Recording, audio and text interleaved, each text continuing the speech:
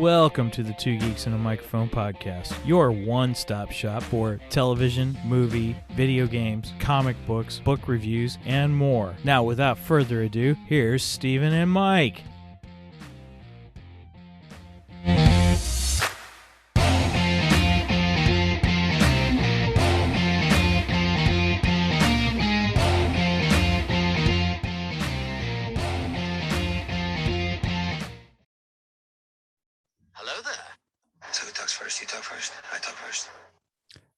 Bonus episode, baby.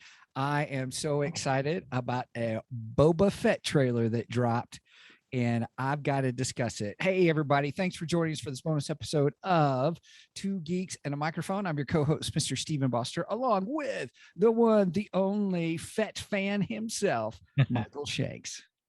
Good morning to all you Boba geeks out there.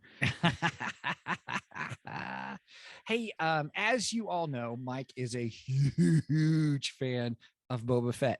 And you know what happened this week? Mike, tell us what happened this week. We got the trailer for Book of Boba Fett. Yes. Nice figure there, by the way. He's got his Boba Fett figure on his left. That is the re-release of the vintage Boba Fett, by the way. Nice. Love it. Very nice. Very nice. Well, I have to tell you, this trailer is a long time coming. Yeah, you ain't kidding. Oh my gosh. Oh gosh. Yeah, we've been waiting. Let's see. Okay, so season 2 of The Mandalorian wrapped up last December? When did it wrap? I just know it was that last episode, and we talked about it, loved it, blah, blah, blah, blah. And then realized after we had recorded, there was a after credit scene, and it was all about Book of Boba Fett. Right. Yeah. We're like, what? So, yeah. In fact, I didn't know until I went to work. I think it was at work. Somebody said, "Did you watch the after credit?" I was like, there was an after credit scene, or maybe somebody commented on Facebook. I don't remember, but somebody said to me, "Did you watch the after credit?" And I was like, there's an after credit scene. No, we were both like, what? And they're like, you have to watch the after credit because you're going to love it. And I'm like, oh, okay. So, right. And then I was totally blown away. Oh, it was great. Yep, it was great. All right. So what we're going to do today is I'm going to play the trailer. Hopefully we'll have the video up for everybody. This is not technically a reaction video because we've watched it already, because you ain't going to keep no Boba Fett trailer for us from seeing it to wait to do a show on it. That is very true. That is very true. In fact, you texted me Monday, and you're like, hey, the Boba Fett trailer's dropped. And I was like, an hour after it dropped, I shot it to you. Yeah. No, yeah. I honestly did not watch it till I got home because I was at work and I just was too busy. And I was like, you know what? I don't want to watch this on my phone. I want to watch this on my television. Ooh, nice. Yeah. Yeah. Certain ones you got to watch on TV, Yeah. Good call. Good call. Yeah. Some trailers I can be like, oh yeah, I can just watch this on my phone. Who cares? We're talking Boba Fett here. The ultimate bounty hunter. Got to watch it. Right on. So we're gonna play it. So hopefully everybody can hear it as it goes through, because we want to reference some things that pop up in it and talk about it. This is not really a trailer breakdown as much as it is our discussion about it. So, what we like and what we hope happens and stuff. So, all right, Mike, anything else you want to add as I'm getting this set up to? I think we're good. Let's go. All right. Here we go. 3, 2, 1.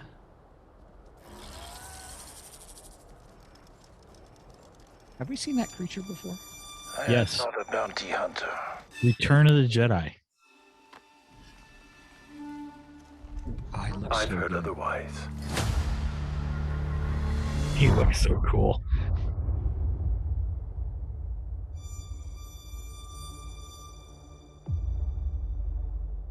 I know that you sit on the throne of your former employer. Jabba ruled with fear.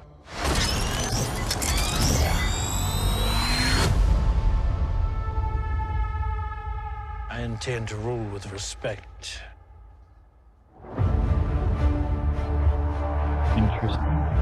You were all once captains under Jabba the Hutt. I'm here to make a proposal that's mutually beneficial. Why speak of conflict when cooperation can make us all rich? What prevents us all from killing you and taking what we want?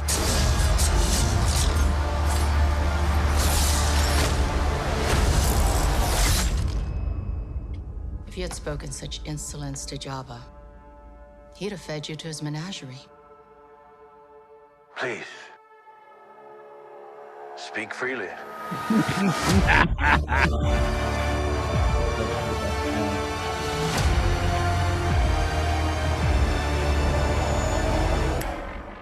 Nice. Please speak freely. Too bad we don't have our friend Mark Anthony Austin on to say that. Oh, wouldn't that be great to have him? That would be fantastic. We you know what? Maybe we can contact him when the show comes out if he wants to join us for that. Yeah, I think I will try and get him on. If nothing else, get him on at the end of the season and kind of do a wrap up with him. I think that would be awesome. But yeah, I'll work on that one. Right. Yeah, see with his schedule and all that kind of stuff, and where he wants to join us. Yeah, because he was fun. He's a lot of fun. He is a lot of fun. And what better guest to have, for a Boba Fett discussion than Boba Fett himself? I mean, that's right. Not the Boba Fett that's it's not Tamara Morrison, but he is a Boba Fett. So. He is a Boba Fett. Yeah. That he is, and he's a fun Boba Fett. Yeah, I like him a lot. Have you seen his cameo stuff, by the way? Mark Anthony Austin. Oh no, I haven't seen the cameo stuff. He's on Cameo, and he does it. They are pretty good with what he does. We might have to purchase a cameo. Get a cameo. Yeah. I think we should. We should. That'd be fun. That would be fun. We'll send him a note saying, "Hey, we're going to send you a cameo. We appreciate you being on the show, but we thought it'd be kind of fun and blah blah blah blah and stuff." So, all right. Well, with that, let's talk this trailer. Oh my goodness. It's fabulous trailer. What was your biggest fun moment in that whole trailer? What was the biggest thing you were like, oh, let's just start off with our fun stuff that we like? I mean, the funnest thing was the fact that Fennec Shan says, if you had spoken to Jabba that way, he would have fed you to his menagerie. Yeah, right. And then Boba Fett says, "Speak freely." Right. I love it. Yeah, I like the aspect that he. I guess what I picked up out of is rather than ruling out of fear, he wants to rule out of respect. And, yeah, and I'm like, give me, me in story. I'm like, this is going to be intriguing because it's an interesting take for him. Because I'm not sure what exactly he's going to do. Right. So yeah, it gives a little mystery to the show right out of the gate. Yeah. This gets me all kinds of speculation going on, speculatory stuff going on. Because in leadership, just speaking of leadership and stuff, with ruling with respect, and then you look in the rest of the trailer, you see him fighting with other guys and other people and stuff, and how they're, politicking going on, I'm sure. But it makes me wonder, the beginning, that's how he starts. He wants to rule with respect, but because of all the bad employees, kind of a thing with them fighting and stuff, he has to learn to rule with an iron hand. I wonder if that's the progression. That's just me guessing and speculating. Well, I mean, kind of character arc. There's got to be a little tension there. I mean, absolutely. You're talking a bunch of bounty hunters, right? I mean, they're all killers. What's the phrase of Mos Eisley? Because I always attributed that to kind of Jabba's palace kind of a thing. Wretched, what does he call it? Wretched hive of It is- scum and villainy. Yeah, this is a wretched hive of scum and villainy. We must be cautious. Yes. So that's just that's what I think it's going to be, and all that fighting and stuff. I think it's going to be interesting. Now, that scene that we see with the city, that big shot with the city, Yes. I don't think we're at Mos Eisley. No, not at all. I don't think that's Mos Eisley. I agree with you. Yeah. And I question if it's even Tatooine. Right. Are we off planet there? Uh-huh. I know at one point we were on planet because we see Jabba's palace. Yes. Which, speaking of that, you had commented when we were watching the video that when we little saw the creature spider. that was really cool at the beginning. Yeah. Okay, so what that spider is, this is weird. I just learned this too. That spider, if you notice, it has a jar with a brain in it. Is that what's in there? Yes, it's a brain. The brain is of some, they're called Bobarian monks or something like this. Yeah. Okay. And what it is, these Bobarian monks actually, don't ask me how, I don't know how this works, but they remove their brains because it supposed to be like the height consciousness or whatever. Yeah, their consciousness or whatever. And they put them in these spider creatures to get them around. And Jabba's palace was actually their temple or whatever. Right. And Jabba took it over. Weird.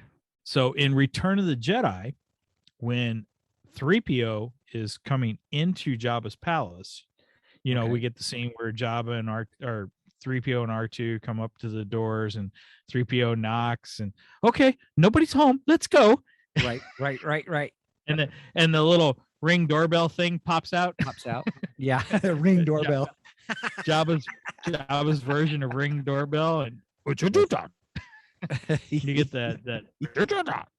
And so 3PO is talking to it, and it lets him in.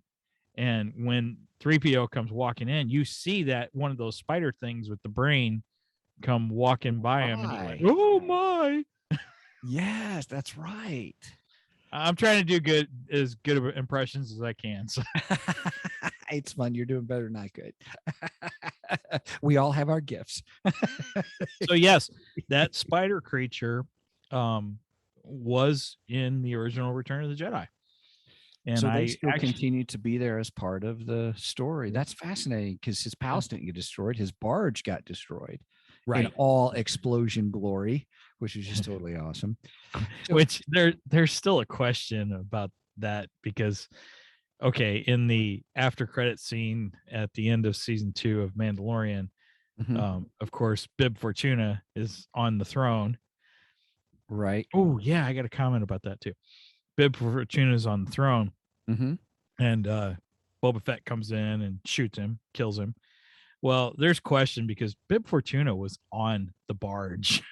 So how is he alive? Yeah, how is he alive? How did he survive the explosion of the barge? That was his twin brother. So, oh, I'm just kidding. So it was Bob Fortuna that Bob Fortuna, right? Instead of Bib Fortuna. Right. Well done. That was good. Nice. Oh, and the thing I wanted to point out about the throne, somebody in a YouTube video I was watching last night about it, they commented that you see that writing at the top of the throne. Yes. Yeah. Supposedly that says Boba Fett over and over again. Huh. Yeah. All right. Well, that will be interesting. Something to look forward to. Yeah. To see that. How interesting that he. I thought that was pretty cool, though. I was like, okay, he's got his name on the throne. That's awesome. Right. Now, granted, I don't know if that changed between. Now, on the picture behind you, I don't see it on there. Well, his head's in the way too. Well, his head's in the way too. Yes. Oh, okay. There is kind of some writing on there. Okay. Right. Well, all right. I forget what they call the Star Wars writing. It's Tunisian or whatever the hieroglyphs. Tunisian would be real. I don't know. There's a name for the Star Wars alphabet and such. Yeah. Isn't that fascinating? Oh yeah. Yeah, it's amazing that Lucasfilms goes to that detail. Yeah, well, a lot of them do. Lord of the Rings did. Oh my goodness. Yeah, J.R. Tolkien created an entire language for the elves and stuff and all. So yeah, so well, in Star Trek, there's a whole Klingon language. So Klingon language, yeah. How was that again? You can't do it because you got to get a drink after that. Right. Oh, that's my best Klingon. Sorry. Right. Oh my gosh. So yeah, that's pretty fun. We just watched speaking of Star Trek or things, we just watched I got Galaxy Quest. I love Galaxy Quest. Oh, Galaxy Quest is awesome.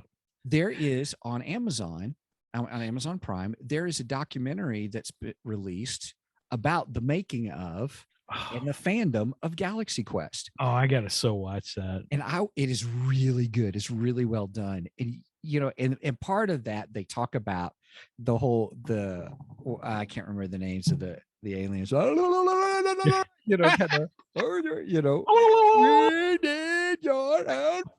of a thing. They talk about how they did that language and how they were cracking each other up and all kinds of stuff. So do not tell me they have a full language for that.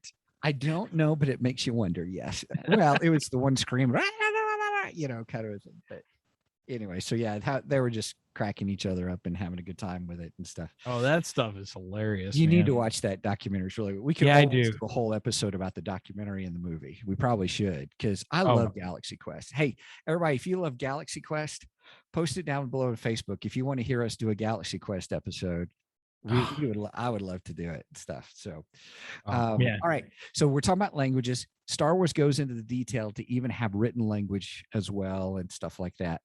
And that's what it says on the throne, Boba Fett. I'm looking forward to seeing. I'm looking forward to as we get to the thing. It's only a month and a half away now. December 29th is the release. Okay. Release date. Okay. A little less than 2 months then. A little more than a month and a half. 2 days after my birthday. That's right. Happy birthday. That's going to be great. Yeah. So, hey, are we going to be doing full episodes for each episode of Boba Fett, do you think? Do you really have to ask that? Are you kidding? It's Boba Fett, man. Right. All right, everybody. You heard it. That's what's going to happen.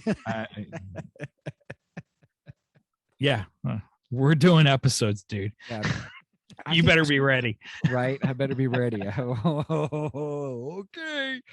All right. So now, here's what I want to go back to this trailer. I am excited about seeing this because of the trailer, because as we stated, he's going to rule with respect. Well, and we started talking about what's that going to look like.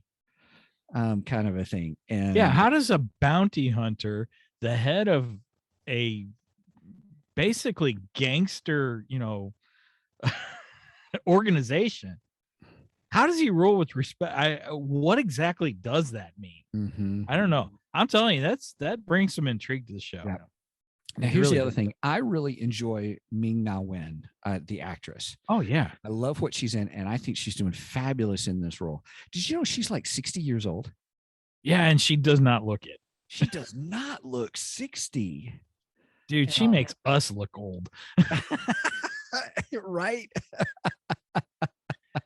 And I could only wish to look as good as she does in 10 more years. Right? So it's exciting. I think that's exciting to see her this role. I think I have an affinity for characters that are right-hand men, kind of a thing, how they get things done and stuff. And technically she's a right-hand woman, kind of a thing. But we knew what you meant. Yeah, thanks. So, but technically Boba's been a right-hand man. I mean, I'm excited to see the interaction between the two of them. Yes. Well, technically Boba's been kind of the right-hand man to Darth Vader himself. Because it's in, according to the legend of Star Wars, Boba Fett's like the only person who's really stood up to Vader and lived to tell about it. Mm-hmm. And then he's kind of the right-hand man to Jabba the Hutt too. Mm-hmm. course, if you're reading the latest bounty hunter comic books, yeah, Jabba put a bounty on his head. On Boba Fett's head? Yeah. They got this weird story, and it's like in between Star Wars or Empire and Return. It's almost like they're trying to redo Shadows of the Empire in their own way, and like Marvel's trying to redo it in their own way, because Shadows of the Empire originally happened between Empire and Return. And in this storyline, Boba Han in Carbonite gets stolen from Boba Fett. And well, if I'm allowed to give a spoiler here for the comic book. Okay, we're doing spoilerific stuff here for a comic book that's pretty old. Well, it's not that old. I mean, it's this year. I thought you were referencing back to Shadow. Oh, no. I'm referencing to the Bounty Hunter Wars, which is currently happening in Marvel Comics right now. Okay. But yeah, we find out that what's her name from Solo? Kira. Oh yeah. Kira is alive and well. And Kira is running the organization that they introduced in Solo. I can't think of what it's called now. I want to say Black Shadow, but that's not it. Anyway, she's running that gangster organization. Now, wasn't that Darth Maul running that? Yeah, well, I think she's the right-hand man to Darth Maul. Now, they haven't brought Darth Maul into the comic book yet, but I got a feeling we'll probably see him. But yes, you're right. Darth Maul was the head of that. And she kind of becomes his right-hand woman. Right. As you said. So, but anyway, basically her group steals Crimson Han. Dawn. Crimson Dawn. Yep, that's it. Thank you. Her group basically steals the Han frozen in carbonite from Boba. Oh, and well, makes sense because she what? Go ahead. She had a thing for. Yeah, well, she's gonna auction him off. Oh. Yeah. I don't don't know what the heck's going on there. That's weird. Okay. I guess there has to be a separation between the two at some point. And well, you figure this is happening. Yeah. I mean, what heck of a way to break up? Later, she's heading up Crimson Dawn. Yeah. So apparently she's had a pretty long career. But anyway, Jabba puts a huge price on Boba's head, so he's got like every bounty hunter coming after him. He's got Boss coming after him, Dengar coming after him, and that's what's causing the whole bounty hunter war. Right. And they brought a bounty hunter back from the original Marvel comic books that I love, Valance. He's a cyborg. He's freaking fantastic. I want an action figure of him. He's so cool. But so I mean, there's some fun things in the comic, but it's just a little weird because it's like, really, was there that much time in between Empire and Return to have this happen? I mean, and there was nothing to lead us to believe that Boba lost Han in between there, and that Jabba put this price on. I don't know. It's stretching it a little bit, but I guess it's a fun side story. Right. You know. Huh. I don't know. There seemed to be a difference between Luke Skywalker from getting his hand fixed to all of a sudden being in the black robes as a Jedi Knight-ish level. You know what I mean? Oh yeah, there's definitely a difference there. I mean, I can remember going to see it in the theater, going to see Return of the Jedi in the theater, and when Luke walked in the black robes and he force chokes those Gamorrean guards. Yeah. Right, which we've discussed before. We have. I mean, I was just like, I was blown away. I'm like, holy cow, he's pretty powerful now. It's like, wow. I was pretty amazed. But so I don't know. I guess I don't know. I just don't, I wasn't sure there'd be enough time for this story in between those two movies. Do you think that series of comics, that storyline, is going to have some kind of influence or anything into the Boba Fett series, TV series? I'm still behind a few issues. Okay. I got to catch up. I spent a lot of I read several issues last week while I was on vacation. Right. Because I'm like, I have so many comics that I got to catch up on, man. And I don't know, it might impact it. I don't know if Marvel, or if Jon Favreau is, I don't know. It's hard to think that Disney is going to hold Jon Favreau to Marvel content. You know what I mean? Mm-hmm. I don't know. We'll have to wait and see. Mm-hmm. I think the comics are there more to tell stories off of the movies and television than for television and movies to tell stories off of the comic books. You know what I mean? Comic books is more the side material, where TVs and movies are their main material. Sure. Okay. I think there'd be a better chance if there was a book maybe of that happening, because then you'd have. You mean a book of the Book of Boba Fett? Good call. I didn't even think of that. Man, I've been slow this week. No, you're doing pretty good, actually. I'm just trying to keep up with you. No, I mean, with some other things too. It's like, oh, gotcha. How come I didn't see that? What the heck's wrong with me? Anyway, yeah, no, you just completely threw me off. Well, you were talking about if there was a book. You make a really good distinction about how movies are kind of the core, then the TV series, and those together are really the core. I think with Disney Plus, more of the TV series are becoming more core. Yeah, I think Disney's been more successful with especially with Star Wars. I wouldn't say that with Marvel. I'd say Marvel's kind of a toss-up. Sometimes the movies are way more successful, and then sometimes the TV shows are just out of the park successful. But with Star Wars, I mean, we can look at that and just plainly see that, the Mandalorian has pretty much blown anything they've done on the big screen out of the water. Yeah. I mean, as Disney. Right. Okay. I won't say that for Lucas era. I will not say that for the Lucas era, but for the Disney era, yeah, Mandalorian has blown everything out of the water. So, yes. So yeah. I'm expecting the same thing with Book of Boba Fett, in all openness, because it's the same realm, same world. I think it's going to be fantabulous.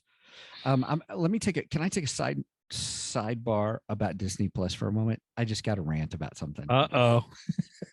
So I when I first got Disney Plus, when they first released it, I was like, I'll pay for a year. Yeah, sure. Okay, no problem. And we've had that discussion and stuff. And I've said, then a month later, Verizon said, hey, get a year on us. So I activated that. And then, then my year was up. And instead of kicking in my a subscription that I already paid for, they charged me again. And I was like, huh. So I called them up and I said, look, it doesn't bother me that you charge again. I just want to make sure that my ending date is later on. You see what I'm saying? So I should be 2 years ahead. And they said, yep, Steven, you're totally okay. Sorry about that. Because at the time they told me they couldn't refund it and all. And I said that. Hey, I'm impressed you got to talk to a person. Right. It took a while. So, so I just wanted to make sure that, when my expiration date was, that's fine. 3 months ago, I get an email. They give me a refund. They said, oh, it was an error on our part. So they give me a refund of my $69.99. I'm like, whatever. Well, guess what notification I got this week? That when I re-up, it's no longer $69.99 a year. It's $79.99 a year. Oh. Somehow so that doesn't surprise me. I was like, you refunded that so you could charge me another $10. That's how I felt. I was like, are you kidding me? So, well, Disney needs money, man. Right. And I'll say, okay, well, I'm just paying 10 extra bucks for Book of Boba Fett. That's where it came. That's where my brain went. Well, I look at it this way. Book of Boba Fett's probably going to be worth $10. So yeah. Yes. Lord, I hope so. Right. It looks good. According to the trailer, we saw the trailer. We saw some great fight sequences. Looks like the two of them get trapped around some shields or a whole bunch of probably other bounty hunters with shields around them. And that fight looks like it goes down because that's where you see him take that big old club, roar, and come down and I was like, ooh, he just squished that guy. So this Like is a not bug. you're right. This is he if he's fighting, he's playing for keeps. You know Okay, what now I I have a question for you because I've heard some complaints. mean? And Complain. and I'm curious of what your thoughts are. Sure. I honestly, I don't really care. It doesn't bother Okay. me. But there's some complaints about how often he takes off his helmet throughout the trailer. No, it doesn't bother me whatsoever. Yeah, me neither. Because And actually, I think I prefer it. How shall I say this? With interactions, I think it's great for him to have it off because then you get to see him as an actor, and he's a good actor, from what I understand. well, now the Mandalorian proved that it's pretty intense with the helmet because for the longest time we had the rule the Mandalorian doesn't take off his helmet, which I questioned that rule all the way through it, and then we got to Bo-Katan, and she's like, "No, you're just like a crazy Zealot. It was a zealot. Yeah, That was a zealot when she don't take it off. right. You're a crazy zealot. That's the reason you don't take your helmet off. But us Mandalorians, we actually take our helmets off. And from everything we had seen throughout the Clone Wars, the Mandalorians were taking their helmets off all the time. Right. But we had been used to Boba Fett not seeing Boba. Of course, we got maybe a total of 15 minutes between two films, if even that. Maybe I don't know, maybe 10 minutes of Boba Fett. And sure, you're not going to see him without a helmet during that time. Right. But there's a lot of people who are like, oh, it ruins the mystique of him. Really? The mystique? And well, no. I mean, we know what he looks like. There's no mystery. What the heck is wrong with you people? Yeah, the mystery was broken years ago, long before Disney took over. I mean, we saw what Boba Fett looked like when we got introduced to Jango Fett. That's what Boba Fett looks like. Guess what? Same actor. I know, which is great. Right. I love him. He's fantastic. So yeah, it doesn't bother me, but I'm seeing stuff on YouTube that people have been complaining that, well, he takes off his helmet too much. Oh, shut up. It's a trailer. It's just a trailer. Right. Here's the thing about a trailer. Did you get you excited about seeing it? For me, absolutely. Yeah, me too. Yeah, me too. I can't wait for the next 7 weeks to go by. And you know what? I love the helmet. I absolutely love it. And I love the look.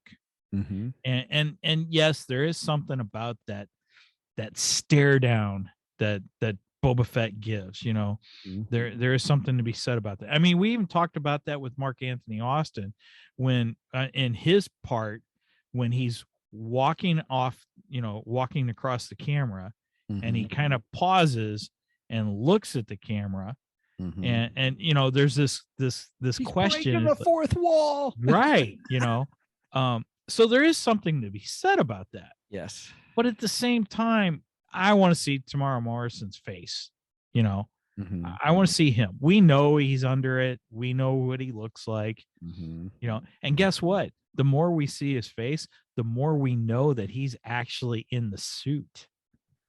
I question whether what's his name that plays Mandalorian. I question whether he was even on set. Pedro Pascal. Yeah, Pedro Pascal. I question whether Pedro was even on set for most of 1 and 2. Yeah, because you heard different rumors. I heard a lot of times that most of the time he wasn't even on set. He was only there when they took the helmet off. And in season 1, they only took the helmet off, 2-3 times? Right. They didn't take it off very much. They took it off a little more in season 2, So we saw him a little bit more. We know that he was under that helmet then. But that's a good point. I like that.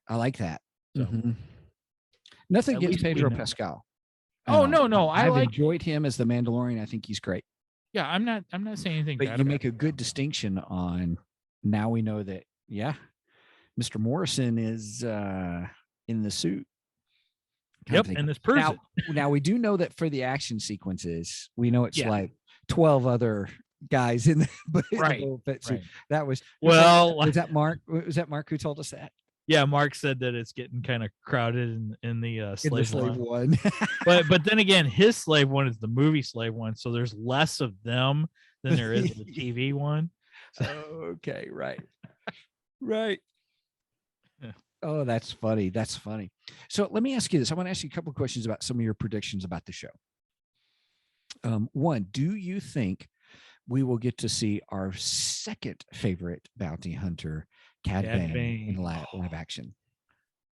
I've heard rumors, but I have not. That someone created artwork that put him on the throne. Oh my gosh. We posted that. And I was Yeah. like, oh man. At first I thought it was an actual reveal kind of a thing because it was so well done. But I was like, oh no, this is fan art. But boy, does it look good. Okay, if we don't get him and the story is good, I'll be fine. But I'm gonna think that it's a missed opportunity if we don't get him. And there's been some people who are like, well, how would he look in live action? You know what? They've done amazing with some of these characters that, you know, have just blown me away. I think they can do an amazing Cad Bane. So I'm hopeful that we will see him. I love seeing Cad Bane in Bad Batch. Yes. And yes. What I would love to see him live action. I would say if we see Cad Bane, this is my prediction. If we see Cad Bane, so let's say we won't see him till the very end because that will be the third season or the second season of Book of Boba Fett. My prediction for Cad Bane, if we see him, we are going to get the live action version of that unreleased scene from the Clone Wars where Boba and Cad have that showdown. But he's already got the dent in his helmet. Right. But I think we're going to get flashbacks in this. Oh, a flashback to... Yes, I see the dent right above your head in the picture behind you. Yes, you're right. But there's been rumors that this show, we're going to see flashbacks. We may see how he escapes the Salak pit. That was my next question. If you thought we're going to see that, I think we will. I think we're going to. I think they're going to show it, or do you think they're just going to mention it in passing? I don't know. There's part of me that wants to see him crawl out of the Salak pit. I want to see him crawl out of it, and I want either Dengar or somebody to find him half-eaten, just like it's described in the book. Years ago, there was I think it was called Bounty Hunter Wars 2. I have the books. I'll have to look. But years ago, there was a Bounty Hunter series which basically introduced this whole idea that Boba did not die and was not digested over thousands of years in the Salak's belly, like was described in the film. Right. That he actually survived, and Dengar found him. Dengar nursed him back to health, and Dengar says to him, how did you escape the Salak pit? And he looks at Dengar and says, the Salak found me indigestible. I want to hear him. You want to hear that line? If nothing else, I'm going to get Mark Anthony Austin to say it. And have him say it. Right. Oh, we should. That's our cameo. That's our cameo. We ask him to say that. The Salak found me indigestible. I just want that line. I want that so bad. To do that. We should get him to do that. Oh my goodness, yeah. So what other predictions do you think you have for the show? Well, I think we're going to see more of our bounty hunters. I think we'll get Bosk back, which I'm looking forward to. Seeing Bosk back on the screen. I'm looking forward to seeing Dengar too. I think that'd be cool. It'd be really cool to see IG-88. They got to have IG-8. We had IG-11 in the Mandalorian. So if you know that comes back, they got to have IG-88 come back, and I want to see him in his full glory. I know technically we already saw it with IG-11, but I want to see IG-88. And then the other two bounty hunters from Empire Strikes Back, Zuckuss and 4-LOM, for LOM, whichever you want to say. Which there's a fun history with those two, because Star Wars Kenner action figures. Kenner, well, it depends on how you look at it. Okay, Kenner released 4LM or 4-LOM, however you pronounce it, as a mail-in order action figure only. You couldn't buy it in stores when it first came out. You had to buy like 4 Star Wars action figures, send in the proofs of purchases, and you got 4LM. Well, they actually reversed the names of 4LM and Zuckuss. Oh, did they? On the original action figures. That's so funny. So there are fans out there who refuse to call Zuckuss and calls him 4LM, and refuse to call 4LM calls him Zuckuss. Because of the naming of the Kenner Because action the naming figures. of the Kenner action figures. Because you got to admit, Kenner named a bunch of the characters that they didn't actually have names for. Right, Kenner was like, well, we'll call this one, I don't know, Buttface. You know, what not? You know, so. And there's an interesting little history behind 4LM also. Supposedly, Lucas came up with that name, which I believe Lucas came up with the name. But the name actually stands for the love of money. Oh, 4LOM. And he is a bounty hunter. Right on. I love that. I think that's so cool. Very interesting. So yeah, I want to see 4LM and I want to see Zuckuss. They will be awesome. And they've been awesome in the comic books. I have to say, I've enjoyed them in the comic books. And IG-88's been awesome in the comic book too. So I want to see all the bounty hunters in their glory. Right. I hear you. And then, are they working for Boba or are they working against Boba? That'll be another fun thing to wait for.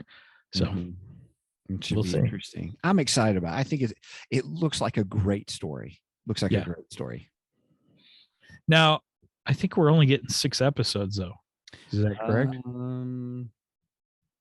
Let me see. Let me ask. It's going to be a short series. How many episodes of Book of Boba Fett? Book of Boba Fett. Here we go. The answer is 8. 8. Oh, okay. 8 8's not too bad. So the big question is, do you have enough time to have all of the classic bounty hunters in the 8 episodes? That's a big question. Probably not. So I think for sure we'll get Bosk. Actually, I think it's been confirmed Bosk is going to be in it. I mean, you already have Trandoshan sitting right there at the table with him.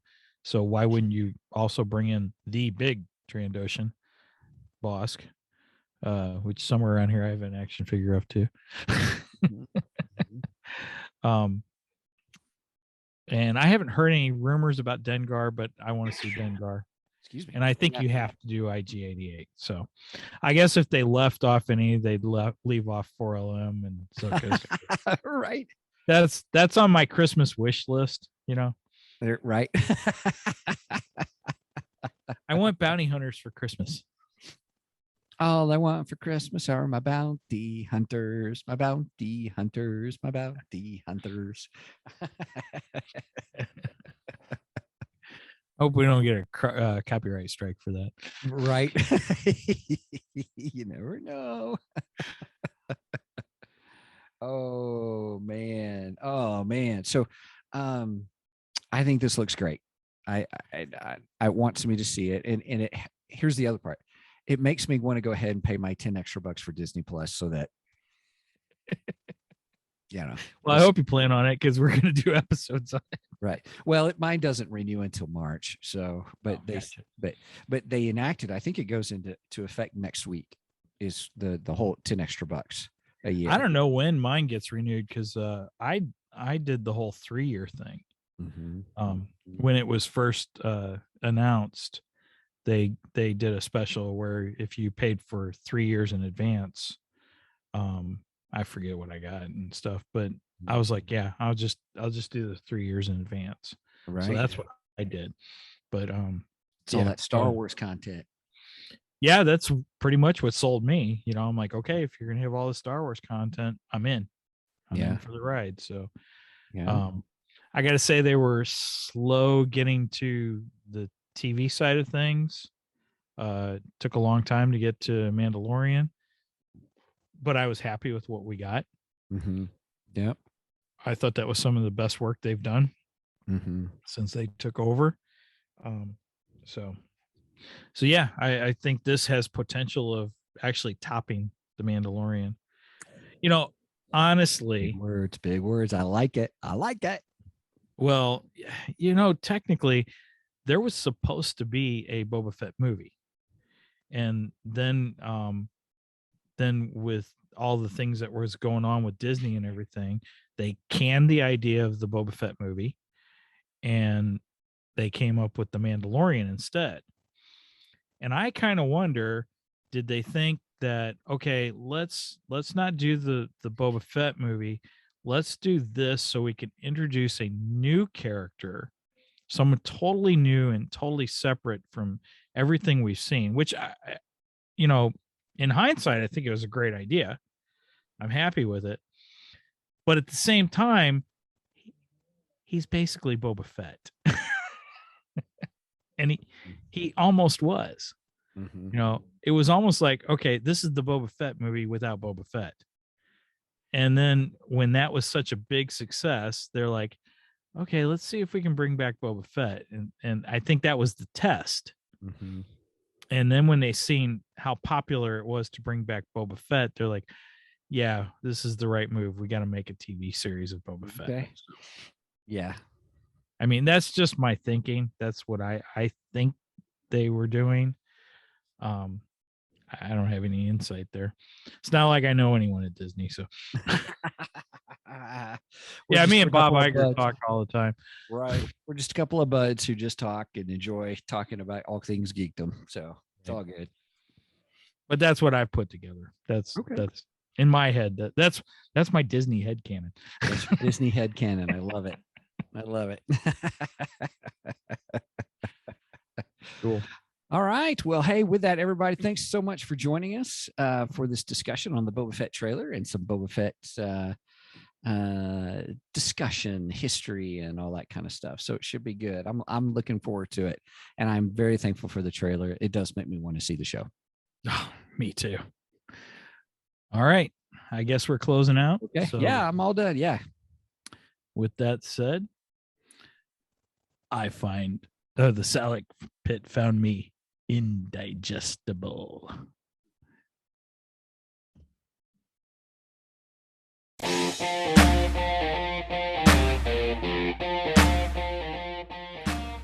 Thank you for joining us today on the Two Geeks and a Microphone podcast. Tune in next week when we will have more news and reviews. Until then,